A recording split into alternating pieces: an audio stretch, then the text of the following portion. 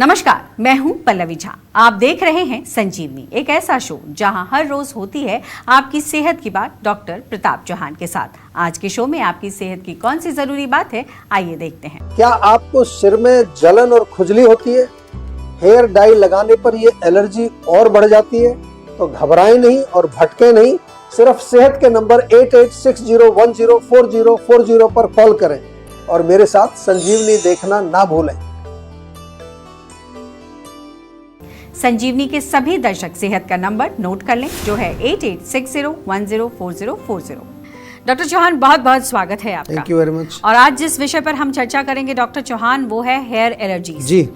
तो मुझे लगता है आज बहुत अच्छा टॉपिक है। तो शुरुआत इसी सवाल से कि कितनी तरह के हेयर एलर्जीज होते हैं, किन लोगों में होते हैं, और जो एलर्जीज होती हैं उनके सिम्टम्स किस तरीके से होते हैं, बालों पर और सेहत पर क्या असर पड़ता है? जी देखिए, जो हेयर एलर्जी है एक ऐसी कंडीशन है जिसमें कुछ चीज़ों से, जैसे हेयर केयर के कुछ प्रोडक्ट्स होते हैं, कुछ हेयर डाई होती हैं, जेल्स हैं, पोल्यूशन भी आजकल बहुत बड़ा कारण है, या कभी कभी खुद अपने या दूसरे किसी भी बालों के संपर्क में आने से, तो उससे जो लक्षण हमारे स्कैल्प में जो पैदा होते हैं उसको हेयर एलर्जी कहते हैं। तो ये हेयर एलर्जी अलग अलग तरीके की होती है और सबका जो है असर वो अलग अलग तरीके से ही होगा। लेकिन बालों की एलर्जी पर जो कि कई प्रकार की हो सकती है। एक तो होती है जिसको हम कहते हैं कि किसी चीज़ से संपर्क होने पर, यानी कि जब स्कैल्प में कोई चीज़ टच होगी आपके, कॉन्टैक्ट डर्मेटाइटिस इसको आम तौर से कहते हैं। ये सबसे आम होती है जब हमारी स्कैल्प या हमारी जो स्किन है ऊपर, उसमें कोई एलर्जिक सब्सटेंस उसको जब छूता है, उसको टच करता है। जैसे आपने कोई शैम्पू लगाया, कई लोग कहते हैं ना मुझे शैम्पू से एलर्जी हो गई, या कंडीशनर लगाया, कोई हेयर कलर लगाया आपने, तो उसका जो रिएक्शन होता है उसको हम कहते हैं कॉन्टैक्ट डर्मेटाइटिस। ये एलर्जी है एक प्रकार का। दूसरा जो इसमें कुछ कारण होता है कि कुछ लोगों की जो त्वचा है, ऑलरेडी स्कैल्प की त्वचा, वो किसी रोग से पीड़ित है। कई लोगों को सोराइसिस है स्कैल्प में, या फिर किसी लोगों को कुछ छोटे छोटे रैशेज व दाने होते हैं। तो ये भी अगर किसी ऐसे बाहरी तत्व के संपर्क में जब आती है तो वहाँ एक तरह से वो आपके सिम्टम्स और बढ़ जाते हैं, वो गंभीर रूप से और उभरने लगते हैं, खुजली खारिश बहुत तेज़ हो जाती है। और तीसरा है कि किसी दूसरे के बाल, जैसे कि आपके घर में मान लो कुछ पेट्स हैं, डॉग कैट्स वगैरह आजकल लोग रखते हैं, उनके बाल से भी एलर्जी बहुत लोगों को हमने देखी है अपनी प्रैक्टिस में। और इसके अलावा जो सबसे जो कॉमन कारण है वो जो हेयर डाई लगाते हैं उसका एक बहुत स्ट्रॉन्ग, कई बार एलर्जिक रिएक्शन यहाँ तक हो जाता है कि लोगों को सांस लेना मुश्किल हो जाता है, सफोकेशन हो जाती है, ये बड़ा खतरनाक हो जाता है। तो हेयर की एलर्जी, जैसे आपने पूछा कि उसके लक्षण क्या होते हैं, तो ऐसे तो अलग अलग लक्षण देखने को मिलते हैं। कुछ कॉमन सिम्टम्स मैं आपको बता रहा हूँ।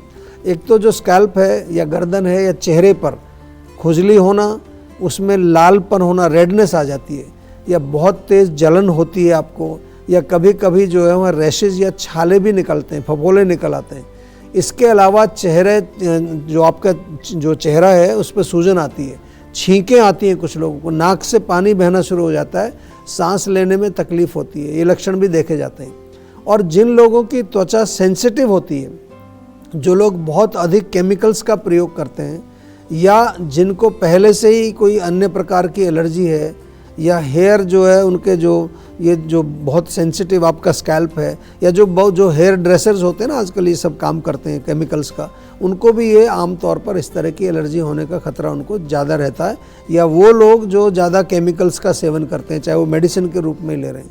तो ये आपको ध्यान रखना है कि इनके जो है बहुत सारे जो गंभीर परिणाम जो हो सकते हैं वो ये हैं कि आपके बाल थिन हो सकते हैं, हेयर लॉस आपको हो सकता है, आपकी जो हेयर की जो ये त्वचा है जो स्कैल्प की वो कमज़ोर हो सकती है, उसमें डैंड्रफ हो सकता है। और सबसे जो खतरनाक जो इसका एक जो है आउटकम होता है वो है कि वहाँ इन्फ्लामेशन या किसी तरह का कोई इन्फेक्शन हो सकता है। और ये भी ध्यान रहे कि अगर आपको ये इस तरह की एलर्जी है तो उसमें स्ट्रेस का भी बहुत बड़ा रोल है, इम्यूनिटी का भी बहुत बड़ा रोल है, और त्वचा के रोग आपके शरीर में ही, पूरे शरीर में भी और ज़्यादा बढ़ जाने का खतरा उसमें होता है। अगर हम आयुर्वेद की दृष्टि से देखते हैं, जो कि हम समझाते हैं आपको बार बार, तो पित्त दोष के बढ़ने से ही ये सब प्रकार की एलर्जी आमतौर पर होती है। लेकिन आपको घबराना नहीं है, मैंने विस्तार से इसलिए समझाया है कि यदि आपको भी किसी तरह की हेयर एलर्जी हो, किसी तरह के स्कैल्प में कोई प्रॉब्लम हो, बालों से संबंधित कोई समस्या हो, तो जीवा में इसका बहुत अच्छा उपचार हम लोग करते हैं और नेचुरल उपचार होता है विदाउट एनी साइड इफ़ेक्ट्स। और सबसे इम्पॉर्टेंट चीज़ है कि जो उपचार होता है वो रूट कॉज को क्योंकि हम एड्रेस करते हैं तो वो परमानेंट आपको रिलीफ देता है। तो जीवा के सेहत के नंबर पर कॉल करके हमारे डॉक्टर से बातचीत करिए। और इस बीच हमारे साथ एक कॉलर जुड़ी हैं, सपना है रोहतक से। जी सपना, बहुत बहुत स्वागत है, सवाल करिए। हाँ जी सर, मेरे ना हेयर फॉल है काफी दिनों से। जी देखिए, आज हम हेयर की बात कर रहे हैं, हेयर एलर्जी की बात कर रहे हैं। और सबसे बड़ा जो हमने कारण देखा है आजकल हेयर फॉल का, मैं 2 कारण उसमें मुख्य रूप से बताऊंगा। एक है आपका डाइट लाइफस्टाइल, जिसमें कि बहुत ज़्यादा गर्मी या बहुत ज़्यादा गर्म तासीर की भोजन खाना। दूसरा, एक्सटर्नली भी गर्मी बढ़ाना अपने स्कैल्प में, चाहे वो आप केमिकल प्रयोग करते हैं, शैम्पू या जेल्स या हाइलाइटिंग कलर्स जो भी लगाते हैं, या पोल्यूशन का भी बहुत बड़ा रोल है। तो सबसे सरल तरीका है, अगर आपको बालों को स्वस्थ रखना है, कि आप अंदर इंटरनल खाने के लिए आंवला खाइए, आंवला टैबलेट, आंवला जूस जीवा का मिलता है, या फिर लोकल जो एप्लीकेशन के लिए आंवले का जो पेस्ट बना करके, आंवला पाउडर का पेस्ट बना करके उसका लेप लगाइए। नहीं तो जीवा की एक बहुत अच्छी मेहंदी आती है, हेना बोलते हैं उसको, हेना हेयर केयर के नाम से एक आती है, वो आप जो है लगा सकते हैं। और तीसरी चीज़, थोड़ा सा जो है जब हेयर केयर आप करते हैं अपना, यानी कि बालों की देखभाल करते हैं, उसमें केमिकल प्रोडक्ट्स का प्रयोग मत करिए। हमारे यहाँ बहुत अच्छी रेंज है, शैम्पू हैं, ऑयल्स हैं, टॉनिक्स हैं, लेप हैं और कई तरह के जेल भी हैं, सब कुछ है, कंडीशनर्स भी, सब नेचुरल हम बनाते हैं जीवा में। एक बारी हमारे ऑनलाइन स्टोर पर जाइए, वहाँ पूरी आपको लिस्ट भी दिखेगी, नहीं तो फ़ोन कर लीजिए डायरेक्ट, और हमारे जो हेल्थ कोचेज़ हैं वो आपको असिस्ट करेंगे, आपको समझाएंगे कि क्या आपके लिए बेहतर होगा।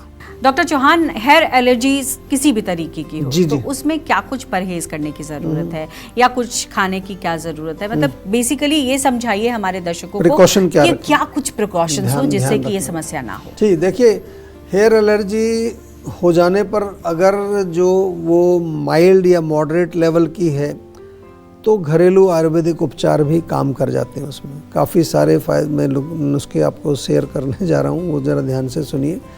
और दूसरा जो है, जीवन शैली, आपकी लाइफस्टाइल में कुछ सिंपल आप बदलाव करें, कुछ प्रिकॉशंस लें, उससे भी आपको रिलीफ मिलता है।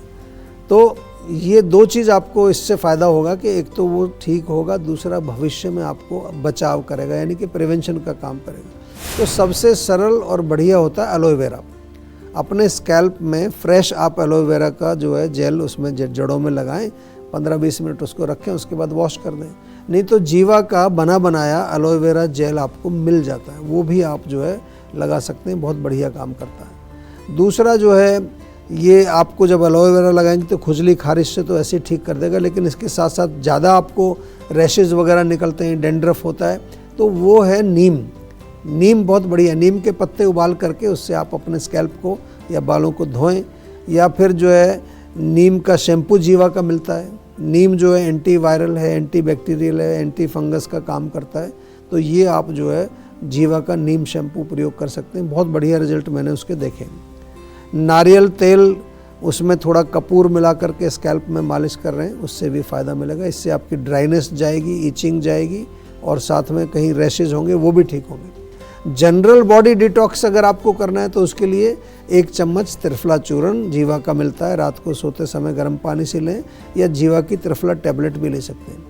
रीठा और शिकाकाई आपने सुना होगा, उसके पाउडर मिक्स करके उससे आप बालों को धोएंगे, उससे भी बाल का जो रूट्स में कोई भी किसी तरह के जो वहाँ चीज़ें जमी है वो बिल्कुल साफ़ होता है। लेकिन साथ में आपको हाइजीन का ध्यान रखना है, साफ़ सफाई रखनी है। आजकल पॉल्यूशन बहुत है, छोटे छोटे शहरों में भी पॉल्यूशन बढ़ गया है। और सबसे इम्पॉर्टेंट है कि हेयर केयर के लिए जीवा के नेचुरल प्रोडक्ट्स का आप प्रयोग करें। जीवा में कई प्रकार के ऑयल्स हैं, टॉनिक्स हैं, शैम्पूज़ हैं, लेप हैं, बहुत सारी चीज़ें सब अवेलेबल हैं। अब इंटरनली थोड़ा हाइड्रेशन पर भी आपको ध्यान देना है, पानी पीना है। शरीर में जो है पित्त को नहीं बढ़ने देना है, पित्तवर्धक भोजन, पित्तवर्धक लाइफस्टाइल, उसको जो है थोड़ा अवॉइड करें। पौष्टिक और सुपाच्य भोजन का सेवन करें, और अपना डॉक्टर स्वयं ना बने। ये मैं बार बार आपको कहता हूँ, आजकल लोग बहुत कुछ अपने आप ही करने लगते हैं। एक क्वालिफाइड सर्टिफाइड आयुर्वेदिक डॉक्टर से अवश्य संपर्क करें। सोशल मीडिया के जो भ्रामक दावे हैं उनके चक्कर में तो बिल्कुल ना आए। जीवा के सेहत के नंबर पर कॉल करके कोई भी आपका भ्रम है, कोई मिसकंसेप्शन है, कोई प्रश्न है, तो सेहत का नंबर अपने फ़ोन में सेव कर लीजिए। हमारे सर्टिफाइड आयुर्वेदिक डॉक्टर्स आपके हर समस्या का, आपके हर प्रश्न का उत्तर देंगे। चलिए आप जानते हैं आज का जीवा मंत्र। डॉक्टर चौहान, चूंकि हम हेयर एलर्जी की बात कर रहे हैं तो ऐसे में आयुर्वेद के जरिए समझना चाहेंगे कि क्या कुछ दवाएं उनमें उपलब्ध हैं, क्या कुछ प्रोडक्ट्स हैं और क्या किसी खास वर्ग को ये एलर्जीज होती हैं? जी देखिए, जो आयुर्वेद में हम चिकित्सा से पहले रूट कॉज को समझते हैं, ये मैं बार बार आपको समझाता हूँ। इस पर आपको भी अच्छी तरह से आपके दिमाग में ये बैठ जानी चाहिए कि जब भी कोई चिकित्सा के लिए जाएं तो पहले पूछो रूट कॉज। और हेयर एलर्जी में जो मुख्य रूप से जो मैंने रूट कॉज बताया वो क्या है? पित्त की अधिकता। इसलिए जो लोग पित्त प्रकृति के हैं या जिनको ऑलरेडी पित्त का कोई रोग है या जो लोग अधिक मात्रा में पित्तवर्धक भोजन का सेवन करते हैं, जैसे खट्टे पदार्थ या तीखा मिर्च मसालेदार भोजन, डीप फ्राइड यदि आप बहुत ज़्यादा सेवन करते हैं, या जो हैवी एक्सरसाइज करते हैं, ओवर एक्सरसाइज आजकल बड़ा कॉमन है, लोग 2-2 घंटे जिम में पसीना बहाते हैं, और पानी कम पीते हैं, चाय कॉफ़ी टोबैको अल्कोहल नॉनवेज का सेवन अधिक करते हैं।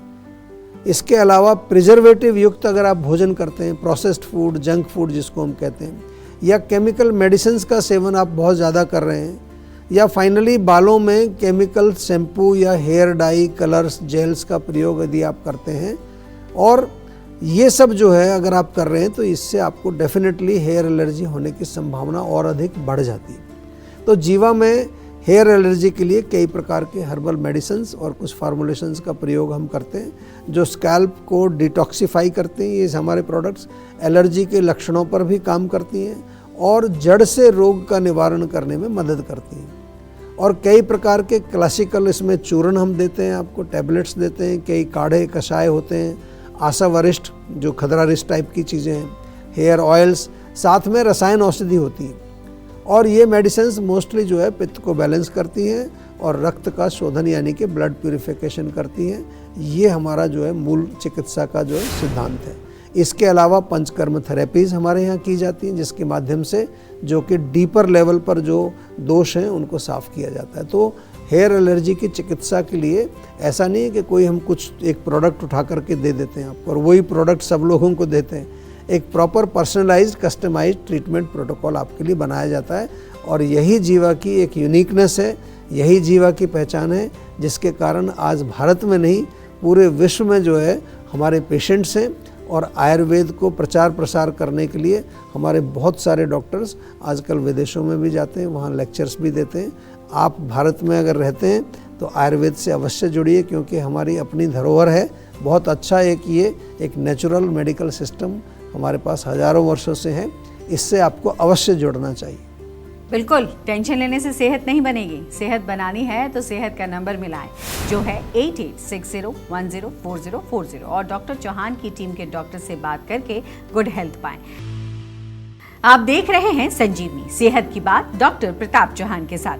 हमारे सेहत के नंबर की लाइन 8860104040 खुली है। आप इस नंबर पर कॉल करें और सेहत की बात करें। चलिए अब वक्त है सेहत की संजीवनी का। डॉक्टर चौहान, अगर विटामिन डी की गोलियां खा भी रहे हैं तो भी विटामिन डी शरीर में कम हो रहा है जी, तो क्या करें, क्या ना करें, क्या समस्या है, क्या कुछ है? बहुत अच्छा प्रश्न आपने पूछा है क्योंकि हमारे पास भी काफ़ी पेशेंट आते हैं कि वो गोली खा रहे हैं, उसके बाद भी जो है उनका विटामिन डी जो है कम ही आ रहा है। तो सबसे पहले तो ये है कि जो आप ले रहे हैं आप विटामिन डी, वो आपके शरीर में एब्जॉर्ब भी हो रहा है नहीं हो रहा है देखना चाहिए। यानी कि आपका पाचन यदि कमज़ोर है, विशेष रूप से आपके गट में यदि एब्जॉर्प्शन नहीं ठीक से हो रहा है तो फिर यही रिजल्ट आपको मिलना है। तो इसमें हम क्या करते हैं, पाचक जो हमारी अग्नि है उसको इम्प्रूव करने के लिए आपको औषधि देते हैं। दूसरा कारण ये भी होता है, आपको ये समझा दूँ मैं, कि विटामिन डी जो है वो फैट सोल्यूबल होता है, इसलिए इसको दूध के साथ बताते हैं डॉक्टर भी कि दूध के साथ लेना चाहिए। तो डाइट में अगर फैट की थोड़ी सी कमी रहेगी, आप जो फैट का सेवन ही नहीं करते, आजकल बहुत लोग मोटे होने के डर से, तो वो भी विटामिन डी खाते हैं लेकिन उनका नहीं बढ़ता है। तीसरा, कोई क्रॉनिक बीमारी भी आपके शरीर में हो सकती है जिसकी वजह से आप विटामिन डी अगर ले रहे हैं और वो आपको बढ़ नहीं रहा है। And finally of course sunlight exposure भी बहुत आवश्यक है। सप्लीमेंट लेने के साथ साथ आपको थोड़ा सा आधा पौना घंटा सनलाइट में भी अपने शरीर को एक्सपोज करना चाहिए। तो पाचक अग्नि को ठीक करें, दूध, पनीर, दही, घी का सेवन करें और साथ में धूप में अवश्य बैठें। डॉक्टर चौहान, बहुत बहुत शुक्रिया आपका। आपने आज भी हमारे दर्शकों को बहुत सारी जानकारी दी है। शुक्रिया। सेहत बनानी है तो सेहत का नंबर मिलाएं और अपनी कॉल रजिस्टर कराएं। जीवा सेहत का नंबर है 8860104040। अगर सेहत से जुड़े आपके सवाल हैं तो ईमेल करें। जीवा की ईमेल आईडी है info@jiva.com। आप फेसबुक के जरिए भी जीवा से जुड़ सकते हैं। जीवा की फेसबुक आईडी है www.facebook.com/jiva ayurveda और यूट्यूब पर जीवा शोज देखना बिल्कुल न भूलें। और आज ही जीवा का यूट्यूब चैनल सब्सक्राइब करें जो है www.youtube.com/jiva ayurveda। सेहतमंद रहने के लिए आयुर्वेद से जुड़ना, अच्छा खाना, अच्छा सोचना और हर रोज संजीवनी देखना बेहद जरूरी है। कल फिर होगी सेहत की बात डॉक्टर प्रताप चौहान के साथ। तब तक के लिए नमस्कार।